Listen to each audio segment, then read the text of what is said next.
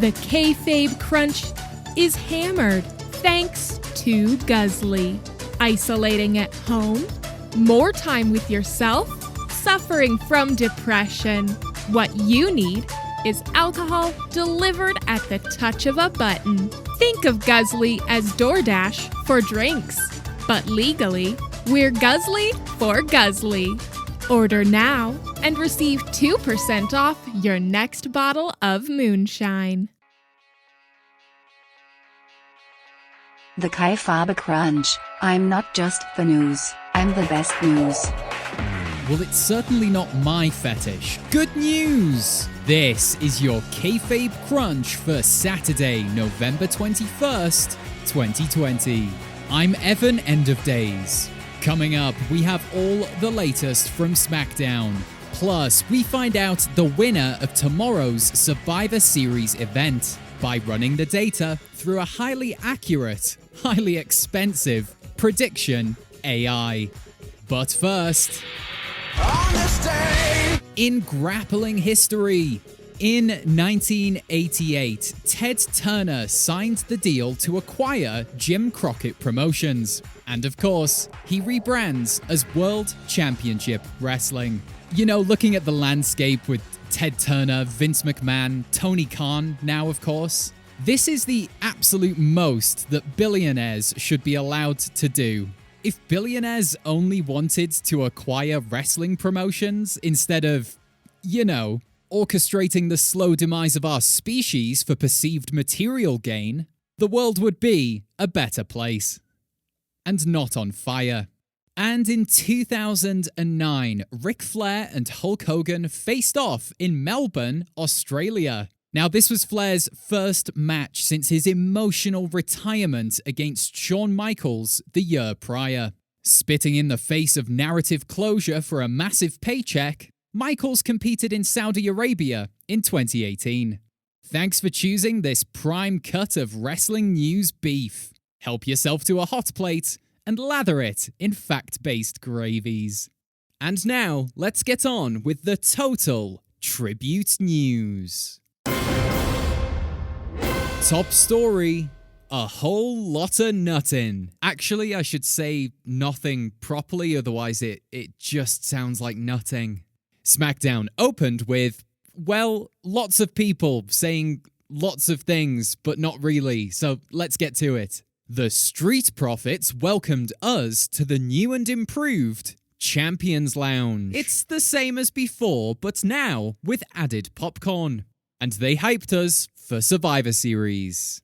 Not newsworthy, I know. But then Big E appeared doing an impression of The Undertaker. Again, not particularly newsworthy. Then Big E revealed that the New Day would be on SmackDown tonight. And there it is, there's some news, hiding behind 4 minutes of absolute nothing. Cut to the Thunderdome, where Kingston and Woods also do impressions of The Undertaker. Never mind hyping your own match for Sunday, just do impressions of a guy who is already popular.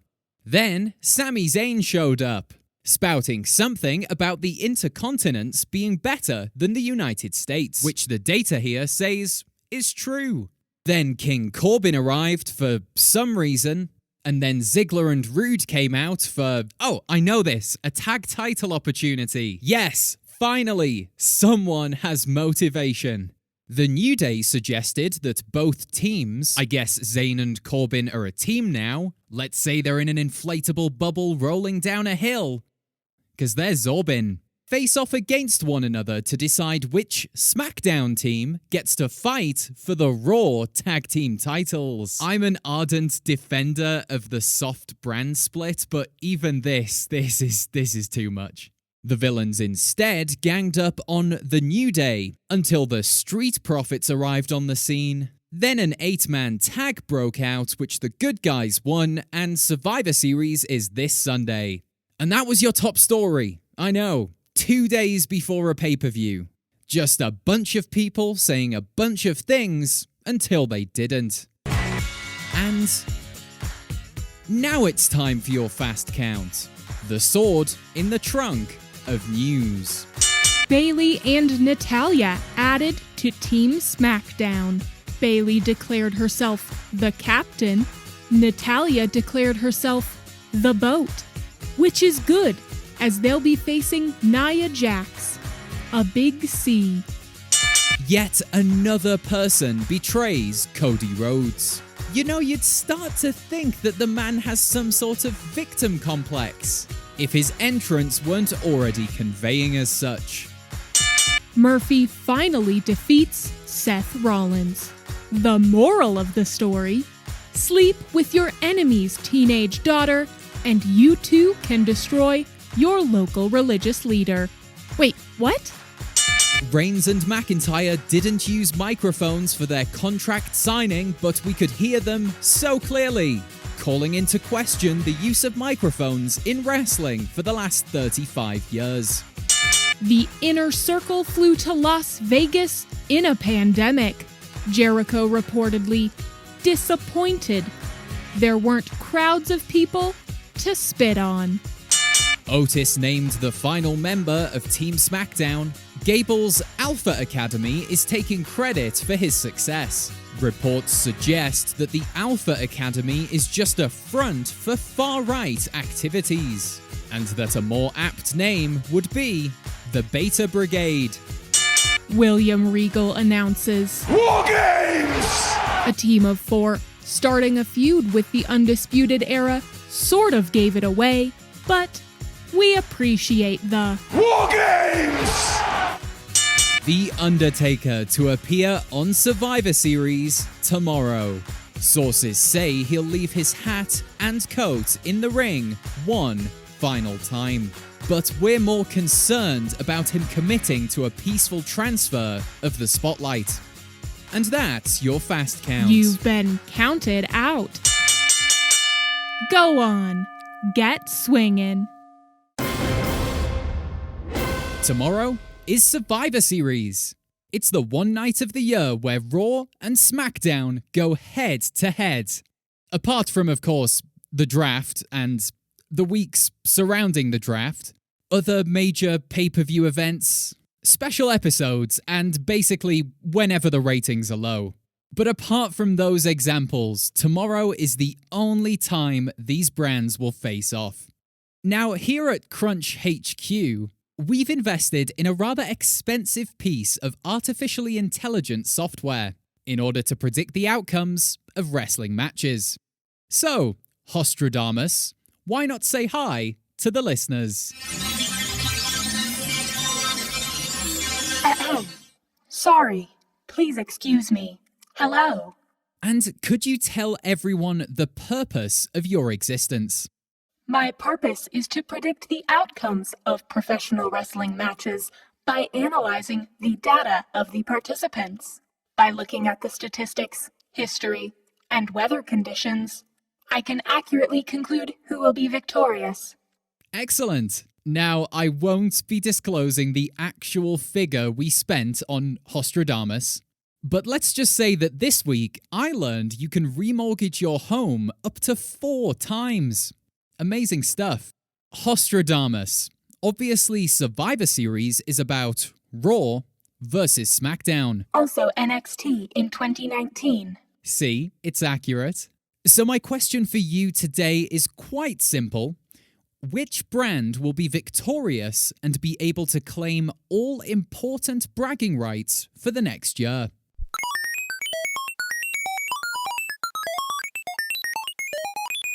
The winning brand of Survivor Series is irrelevant.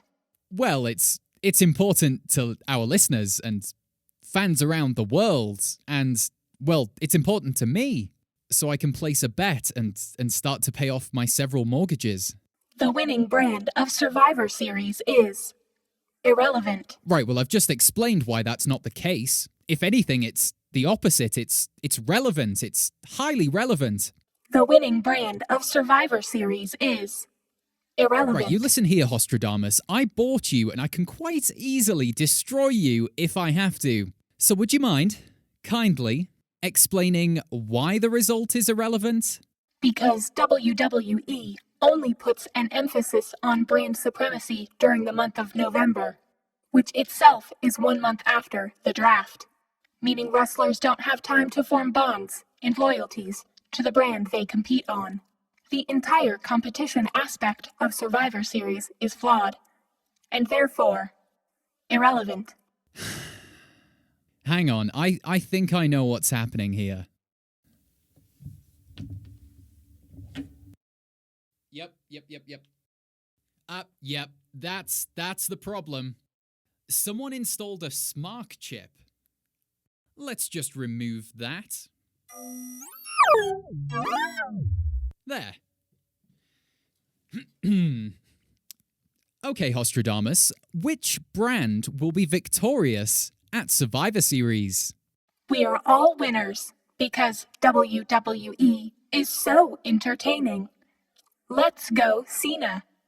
Let's go, Cena. Let's go, Yep, money Cena. well spent once again. You shouldn't have purchased me. You didn't have the money to spare. I was an unwise decision, human. I'm not sure I even work as a sketch character. The name Hostradamus got the biggest laugh of the skit. And deep down, you know it. You are illogical and must be destroyed. Oh, back to you in the studio? Oh, wait. I am me, and I'm already in the studio. Okay, back to a version of me before this sketch collapsed in on itself. And there's just time. There's just time. That's all there is. Use it wisely. Join us Tuesday when we'll ask, why did network censors allow McIntyre to show his massive sword on television? And remember, you can support this podcast by leaving a review on Apple Podcasts or Podchaser. We put out this podcast for free and it's a lot of work. Like more than you'd think. By doing so, it helps other wrestling fans to find us. And imagine that. Imagine someone is looking for actual wrestling news and instead they find this. You too can participate in the soft trolling of the wrestling community by leaving this podcast 5 stars. This has been the Kayfabe Crunch, your not quite daily, not quite news bump for the world of professional wrestling. The Kayfabe Crunch is hammered thanks to Guzzly, the smart drink delivery service from, I don't know, Elon Musk probably. Don't manage isolation with yoga, meditation, art, knowledge, or digital connectivity. Get plastered every day. And now it's easier than ever. Download the app when you next sober up. The Kayfabe Crunch.